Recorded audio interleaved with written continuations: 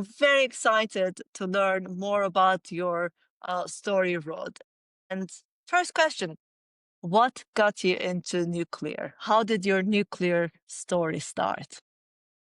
Pure blind luck. So I'm actually a CPA, an accountant, and was looking for another job. And that when I did find that job, they owned a radioactive waste company.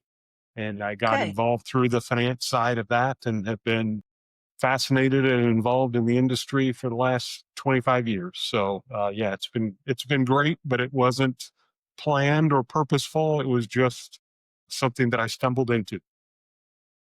And once you popped it, you couldn't stop it.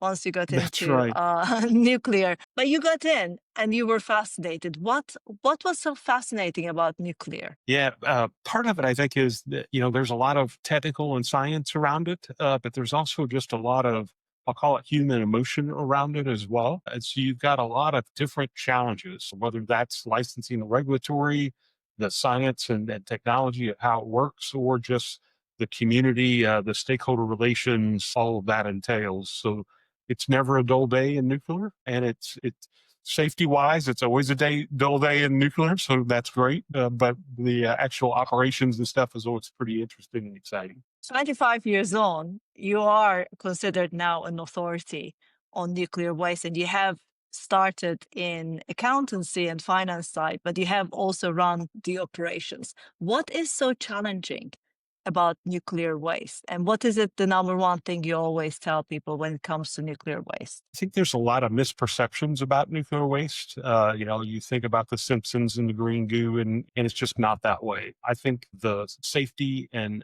how routine it's handled gets swept under the table. Nobody thinks about it. Nobody knows they live probably within about 50 miles of nuclear waste.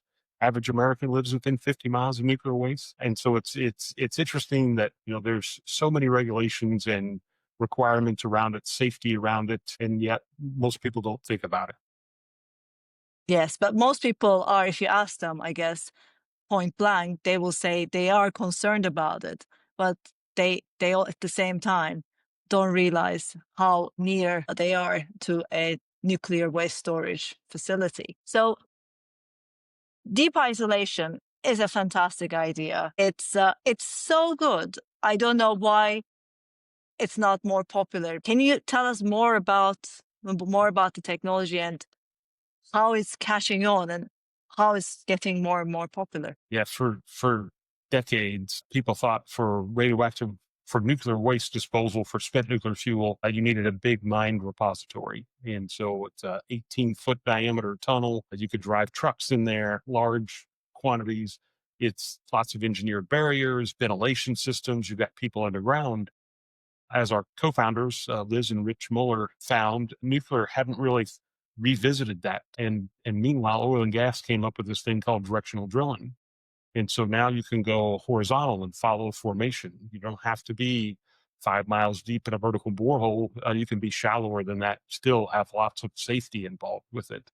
So that's deep isolation's idea. We use directional drilling.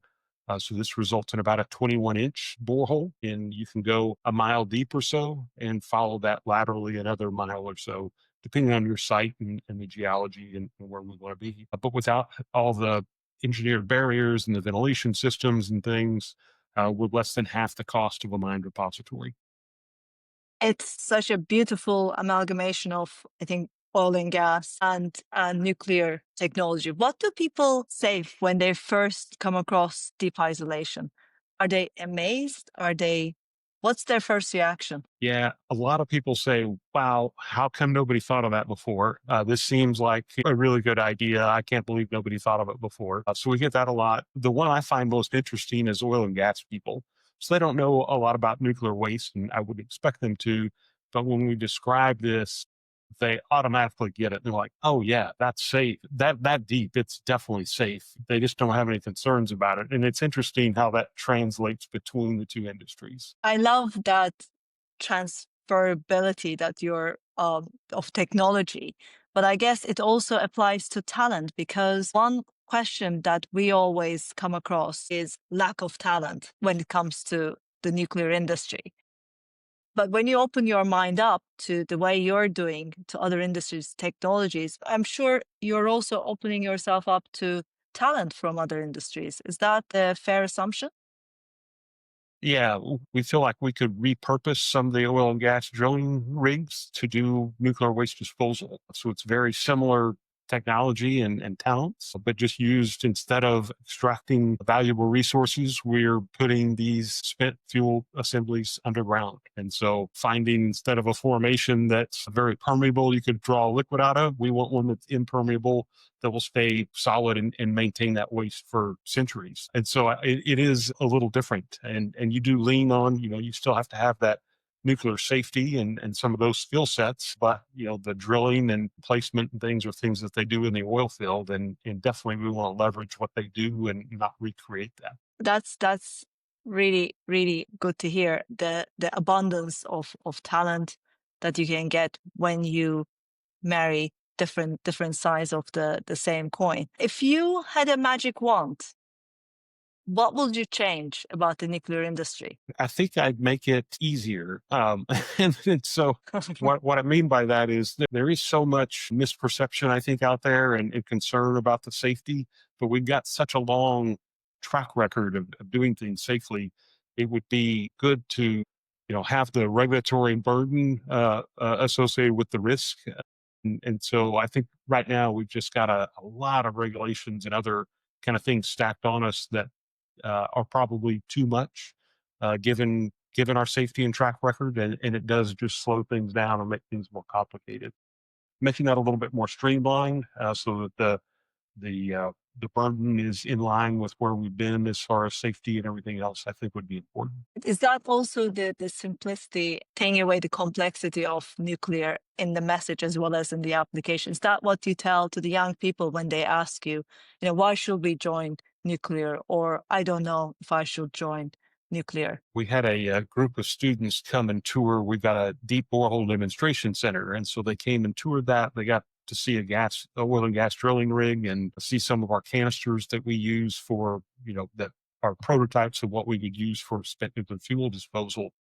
And they all came away very excited about it, and it was great to see that enthusiasm. And they're like, man, this was great. We'd never really seen this. It really kind of opened them up to this new field. And so it does encourage as you see younger people who get a taste of it and kind of, gosh, this seems really interesting. I'm interested to learn more about it and see if there's a career there. Yeah, and how old were those students you mentioned?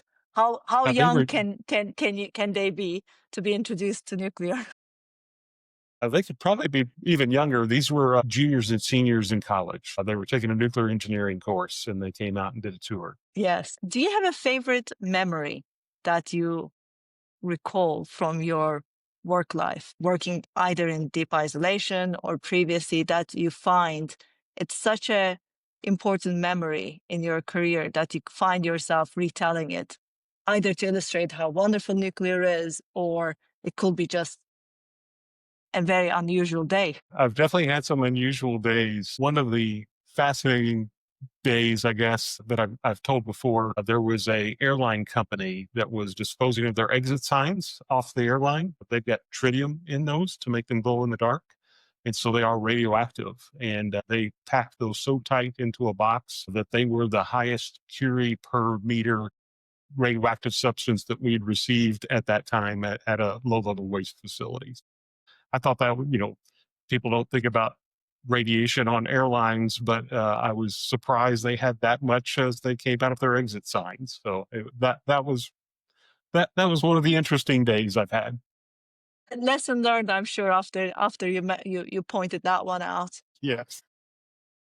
So, what are your predictions going forward for nuclear? At the moment, it seems like nuclear is going from strength to strength. It could be your predictions for nuclear or also for nuclear waste. I think people have started to understand that nuclear's got really good baseload, upload, consistency, production. We need that for data centers and other things that are coming online. People forget about the nuclear waste. I hope that, people bring that a little bit further into the forefront. As we tell our customers, if you can just think a little bit about the back end as you're developing your technology and you're getting this started, you'll save a lot of time and headache.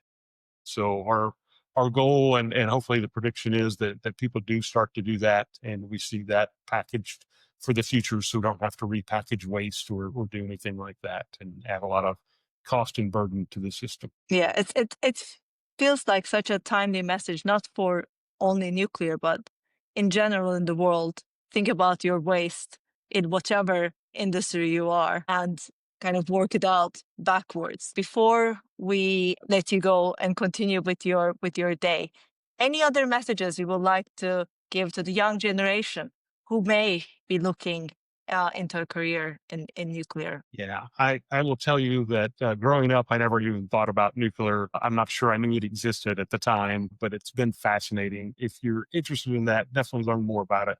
There's great books and topics on the subject, and even nuclear waste. And I'm an accountant, but I've spent so many hours learning about geology and probabilistic safety performance risk probabilities that you kind of learn a lot of this stuff on the job. It's an open field. There's going to be a lot of waste that needs to be disposed of. We've not disposed of anything yet, ever. It's all sitting on the surface of the earth.